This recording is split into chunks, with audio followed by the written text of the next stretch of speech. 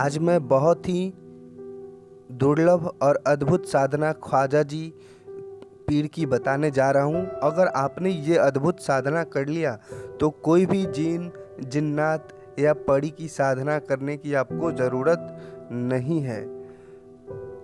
Gene, पीर, पैगंबर या कोई भी मुसलमानी साधना या कोई अमल करने की कोई आवश्यकता आपको नहीं पड़ेगी अगर आपने जिंदा पीर यानी ख्वाजा पीर को आपने सिद्ध कर लिया तो। ये अपने आप में असीम शक्तियों के मालिक हैं। सारे जीन, जिन्नात, परियां जो भी होती है इनके दरवाजे पे झाड़ू पोछा करती है, हाजिरी लगाती है। अगर आपने इन्हें ही सिद्ध कर लिया तो फिर इनके माध्यम से आप कोई भी परी, कोई भी जिन जिन्नात को तुरंत बुला सकते हैं और अपना काम निकाल सकते हैं। और यह साधना की खासियत यह है कि इस साधना को हजारों बार परखी गई है और हमने बहुत लोगों को बताया और वो सिद्ध भी किए हैं और इसका 100% रिजल्ट आता है, मतलब 100% सिद्ध होता ही होता है। अगर आप सारी साधनाएं करके थक गए तो आप निश्चिंत होकर ये साधना एक बार करें। तो मैं साधना की पूर्ण विधि बताने से पहले आपसे आग्रह करना चाहता हूँ कि चैनल को ज़रूर सब्सक्राइब करें और साथ ही बेल आइकन ज़रूर ऑन करें, जिससे हमारे द्वारा दी गई अगली जानकारी और वीडियो आप तक पहुँचे। मैं सबसे पहले आपको मंत्र बता देता हूँ, मंत्र याद कर ले। मंत्र के बाद मैं विधि बताऊँगा, ध्यान से मंत्र को सुन ले। बिस्मिल्लाह अला साओ की बंदगी, नबी शाओ का नूर, तस्वी ख्वाजा खिजर की कुल, आलम हाजर हजूर, चार यार बराबर चले पंजवे पाक रसूल, करो मेरा मकसूद हासिल, या गफूर या गफूर या गफूर। ये मंत्र है जो आपको साधना में उपयोग करने हैं। अब मैं आपको विधि बताऊंगा, विधि ध्यान से सुनेंगे और मंत्र भी उम्मीद है ध्यान से आपने सुन लिया होगा, क्योंकि कोई भी अगर गलती होगी तो फिर साधना सिद्ध आपका नहीं होगा।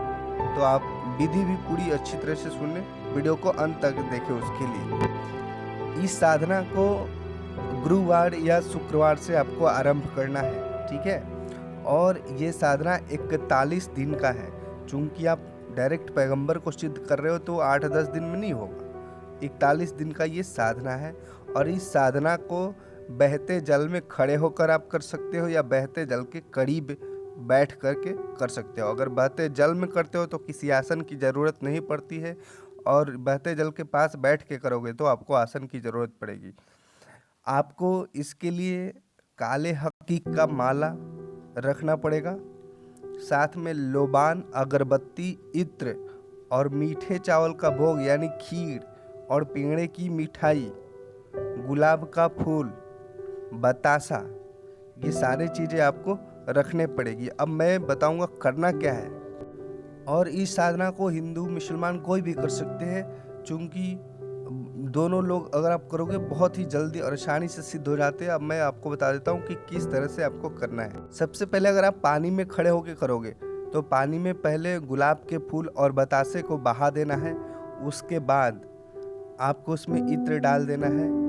इत्र डालने के बाद जो मैं मंत्र बताया हूँ उस मंत्र को 108 बार वाले माला से आपको 51 माला करना है रोज 41 दिन तक। और जब आपका समाप्त हो जाएगा 41वें दिन तो आपको पूरी भोग विधान के साथ साड़ी, इत्र, खुशबूदार फूल और ख्वाजा जी के नाम से खीर और बर्फियाँ आपको पानी में विसर्जित कर देनी है जब आपका ये मंत्र 41वें दिन सिद्ध होता है। और अगर आप पानी में खड़ा होकर नहीं करना चाहते हो तो पास में एक आसन लोगे। आसन में आपके पास काले रंग का आसन लगा लेना और उत्तर दिशा की ओर मुख करके बैठ जाना। और साथ में सर पे एक टोपी होनी चाहिए, वो पानी में करो या ऊपर करो, टोपी होना चाहिए। इत्र जरूर लगाएं और फूल गुलाब का जरूर रखें। और इस काले हकीक के माले से जो मैंने मंत्र बताया 51 बार रोज पढ़ना है। और ये सूर्यास्त के बाद कभी भी कर सकते हैं और सूर्योदय होने से पहले कभी भी कर सकते हैं, ठीक है। जब भी इस साधना को आरंभ करेंगे सूर्यास्त के बाद और सूर्योदय होने से पहले ख़त्म कर देंगे। और ध्यान ये भी रखेंगे कि इतने दिनों में आप पाक रहोगे, पूरी तरह से पाक रहोगे नहीं, अन्यथा ये मंत्र आपका सिद्ध नहीं होगा। तो उम्मीद है जानकारी और वीडियो पसंद आया तो वीडियो को लाइक करें, शेयर करें और चैनल को ज़रूर सब्सक्राइब कर ले। और कुछ भी वीडियो के संबंधित पूछना हो तो कमेंट्स ज़रूर करें।